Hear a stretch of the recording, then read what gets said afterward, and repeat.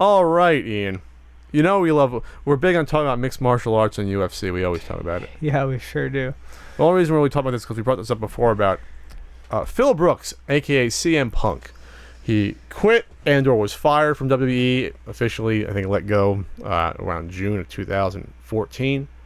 Was sick and tired of direction. He wasn't main eventing WrestleMania. His last official match was getting tossed out by Kane in the Royal Rumble 2014 as one of the final four. Signs a contract with UFC, which is Ultimate Fighting Championship, in December of 2014. A multi-fight deal. Wasn't known at the time how many fights. It was a big deal at the time. Made headlines because he's a wrestler coming in. And then at that point, it was him trying to train and to find a partner, find someone to fight against, and then dealing with some nagging injuries. He had a couple of injuries, a couple of setbacks. Originally, he was going to fight in 2014. Then it was going to be middle of 2015, and then pushed back to 2016. Back injury. So finally, he fought at UFC. What is that? 203. One that just passed. And he fought a 24-year-old Jersey guy. Mickey Gall, who was 2-0 in UFC. Young stud. And CM Punk, Phil Brooks, got absolutely destroyed in this fight. Through one punch. Very strange. It was basically. It looked like he was reaching. It was an amateur. Poke. It was an amateur versus a professional, yeah. Which is what most people expected. I talked to Norm, my pal Norm. I thought it'd make it to the second round. I said it'd be a victory if it lasted all three rounds. If he just survived, it'd be a moral victory. He comes in, just to recap the fight real quick. I mean, we've already been talking just about as long as the actual fight took. It was only 2 minutes, like 15 seconds or 14 seconds. CM Punk rushes in way too hard on a guy that has superior jiu-jitsu experience. Double leg takedown. Gets mauled a little bit with some ground and pound. Goes to side control. Takes his back eventually. Smashes the shit out of him. CM Punk's ear was fucking destroyed. Looked like his CM right Punk flipped to his back almost purposely, and I didn't get that. Like, well, I've watched it multiple times. It could be defense from getting smashed from a mount position if you're fearful of that. Gall tried to put in a choke. Punk defended it. He got smashed around again, went back to the choke, and he got it. So, at the time, I remember Ian saying, you said that you wanted to see him get his ass kicked. And I said, I really don't want to see him get his ass kicked. I don't want to see anyone really get their ass kicked. No. But I did want to see him made an example of. And I'm glad it happened. Because I think CM Punk has been one of the most hypocritical assholes during this entire dream of his. Because CM Punk was a guy that was bashing guys like The Rock coming back, guys like Lesnar as these part-timers coming back to wrestle. They're taking a full-time wrestler's spot. They don't deserve it. And here you have a guy, CM Punk, with absolutely no real martial art experience, no mixed martial art experience, no professional fighting experience, coming on, signing a big contract, and I'll get into how much he was paid later, and taking a main pay-per-view spot. He was second to last on the card. He was second to last to the heavyweight championship fight that came afterwards. And all this build-up and providing an absolute non-entertaining fight that I guess only CM Punk hardcore fans wanted to watch.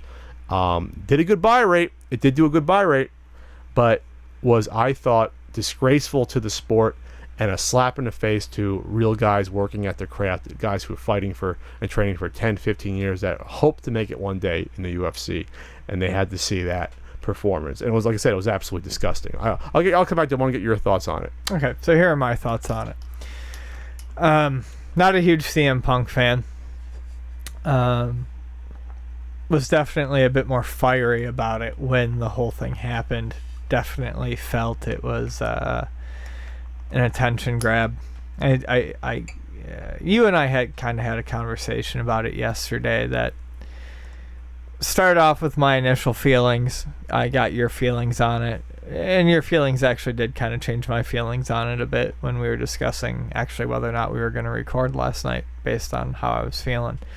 And I read a little bit more. But, I mean, first of all, I got no joy in the end from watching CM Punk lose. I didn't either. I didn't. I didn't get any joy from that at all. In reality, I don't really get any joy from that sort of thing, for the most part. I kind of like watching, Zack Snyder get, knocked around a little bit. You want to see Zack Snyder in the octagon? Anyway. But I didn't. And there's a lot of asterisks to this. CM Punk's speech afterwards got to me a little bit, journey, the trying, you got to do what you want to do thing.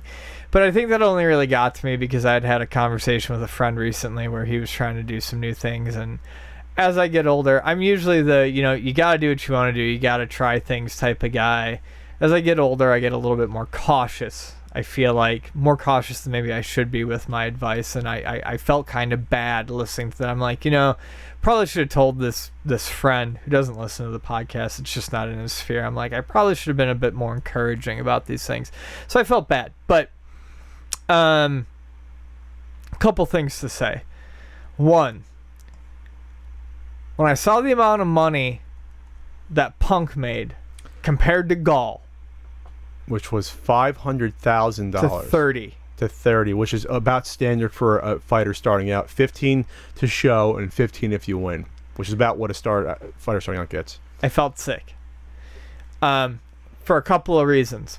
One, CM Punk got this handed to him on a platter.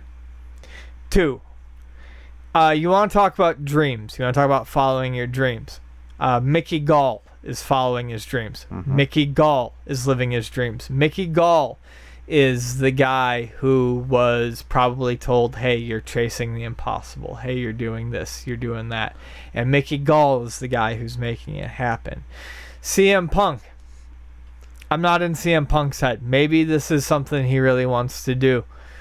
I'm not gonna pass judgment on him for that, but you know what? Coming off just from how it looks, coming out of the WWE and being like, I feel like it was kind of an I'm gonna show them. Sure. And I want to be cautious and not downplay what people want to do. I understand. Like I said, it's something that's been on my mind a lot lately with my friends and myself. But the money, the situation that led up to it, the fact that other fighters were denied the opportunity for Punk, and the fact that Mickey Gall has been putting his all into this and got the short end of the stick, left a bad taste in my mouth. I think I was kind of stunned from the amount of people. First of all, CM Punk, I think as the fight grew closer, realized he was in trouble.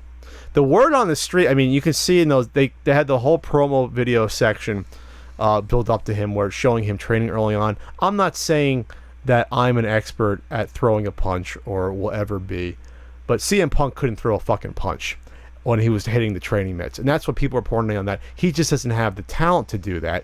And so in order to learn to do that, it's going to take a very long time. And when someone like Mickey Gall, who's been training in martial arts probably for at least 10 years since he was probably like a young kid. Right. And he's young, and he's hungry, and he needs that to survive. CM Punk is a millionaire from WWE. He's 37. An old 37 for how banged up his body is from 20 years of professional wrestling. He doesn't need UFC, MMA world in order to survive. He can get his ass kicked and get paid handsomely and go home, and who the hell cares? He has nothing to risk by losing. Right. Basically. People are saying, oh, he's so brave.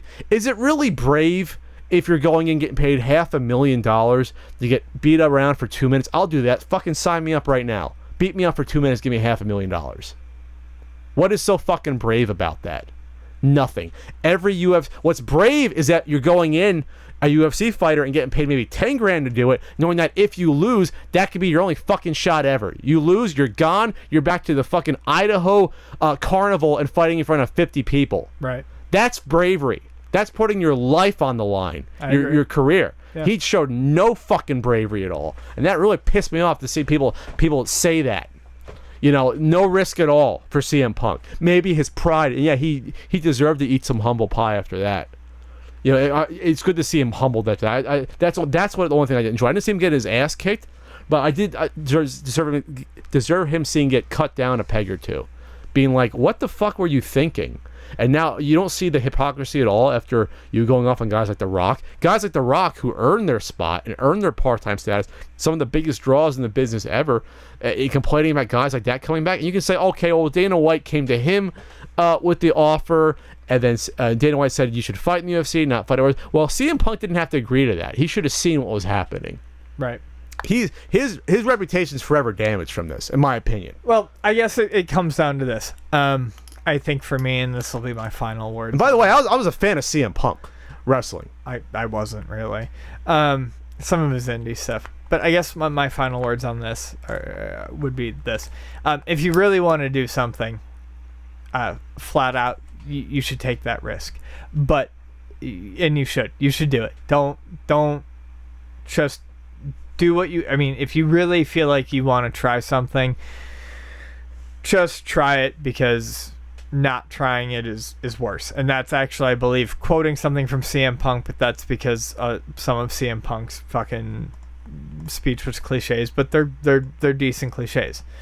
There is definitely a risk to not trying. But CM Punk used to always talk about these big guys coming in and taking away the shots from the little guys. Mm-hmm. And the more I think about it, CM Punk coming in, making 500 to Mickey Gall's 30 because Mickey Gall won, is a situation of CM Punk coming in and taking away shots from little guys. And you could say that this got more eyes on the sport, but not for the right reasons. Right. This is a freak show. And the UFC prides itself on having real fights. The ones that had freak show fights, like Elite XC, which the last pay-per-view or last event on TV they had Kimbo Slice, rest in peace, as a main eventer. Kimbo Slice was a terrible mixed martial artist. You cannot build your brand to be taken seriously with freak fights. This was literally, or almost like literally picking, hey, come out in the crowd and fight this professional fighter, and it would have been the same exact result. Right. Martial arts isn't something, like I said, yeah, CM Punk trained for a year and a half. That is nothing compared to these guys that are training for 10, 15 years or longer. You cannot catch up that quickly. Dana White even said his next fight should probably not be in the UFC. He then walked it back. Punk has, I think, a 3-fight contract, which means we can watch him twice more get his ass kicked. But here's the problem. Who are you going to have him fight? A 2-0 guy destroyed him. So you're going to have him fight a 0-0 guy? That's a joke. You cannot have that in the UFC. You can't. You're going to have him fight a 37-year-old that hasn't fought before? Get me in there then. Get me. I'll train and fight him. I mean, like, who are you going to get? Jason David Frank, Green Ranger? That'd probably be a better fight. They should just do that one. I think it's a joke. Everyone wanted to see it. And I think, yeah, you got a better buy rate, but no one's going to tune into the next 2 fights with him if they put him on. Like, why? They're going to put him on free TV, if anything. But then they're going to lose $500,000 each time if they got to pay him.